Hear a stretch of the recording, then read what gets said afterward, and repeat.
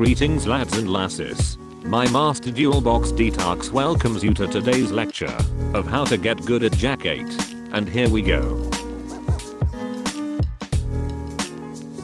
Aside from the gyroscopium, Jack-8 is the closest thing to piloting a German mech suit. This character will give you everything you will ever need, and with perfect efficiency, to turn you into a 2D character in a 3D game. Free from the limitations of human anatomy and or common sense, Jack-8 can go from 0 to a literal 100 in a blink of an eye. Much like Jiggers, the game plan is almost identical. In fact, it's almost strange how similar it is to Jiggers in this current iteration of Jack. The only two differences are, you can camp at the edge of the stage and safely Gumo no, the average button face roller. And unlike Jiggers, you can rely on strings a bit more, because you can actually make your opponents roll the dice on what to do. But for those of you who don't know, the game plan has always been to execute a wall carry, and then that fuck 'em up. I'ma do my stuff. Why you trolling like a bitch? Ain't you tired? The thing about Jack-8 is that it is hard to condense his toolkit into a small number of key moves. His biggest strength is that he has a large arsenal of weapons, and each can be used in multiple ways, giving you no shortage of solutions to any given problem. With that being said, I can highlight some key moves to start off with. Back 1+2, by far one of the best punishers in the game, especially with punishment. The distance it covers is almost diabolical and equally so very reliable. On top of all that, it is a heat engager, making it extremely oppressive. The only thing stopping it from being broken is that it's -19 on block. Down back 1. It is my personal belief that down back 1 is the reason why Jack doesn't have a regular 10 frame jab like the rest of the cast. This move is a low, unseeably fast, long reaching, and part of a string that will keep you guessing, making it a nightmare fuel at the wall. If there is one thing that can create an insecurity among even the most experienced of players, it is definitely down back 1. These low pokes are surprisingly damaging.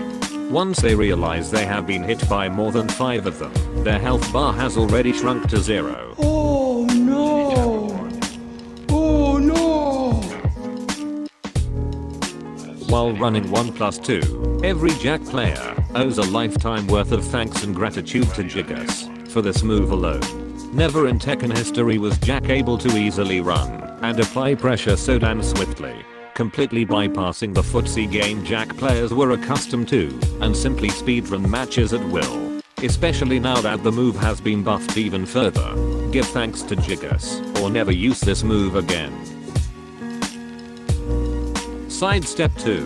This move is so good that you want your opponents to block it as opposed to landing it. Setting up a +9 on block situation is like having a Christmas present on your lap, ready to be opened. Add to the fact the massive range it covers as a keep out tool, and its ability to transition to Gamma Howl at the speed of just 17 frames. Sidestep 2 is nothing short of a pre-installed shotgun, one of many by the way, dispatching freedoms at will over claimed territories. Usually I would talk about pokes in this segment, but the importance of it has significantly dialed down, along with all other defensive options. Up until recently of course, and ever so slightly. Alternatively, this game has far more stances than any other version of its previous iterations. It is only fair to discuss them here. Despite Jack-8 being a very versatile character, he is also a heavily stance-based character. And if you think I'm talking about Gamma Howl, you are sorely mistaken. The only stance that would put Gamma Howl to shame is this. Hell no, man. What the fuck, man? This might seem like an exaggeration, but I can assure you, I'm dead serious. From a crouched stance, you have an access to the fastest mid in the game, an access to long-reaching lows and mids, an access to power crush, strings that can either be safe on block or keep them guessing forever, ability to make them guess between 3 different throw breaks, in addition to unbreakable low throws, and most importantly, an access to the fastest heat smash in the entire fucking game. When everyone else is only restricted to dick jabs, Jack players are somehow allowed to bend the fabric of reality and toss an entire fucking submarine at you at the speed of 10 frames from both standing and crouched states, all while remaining safe on block.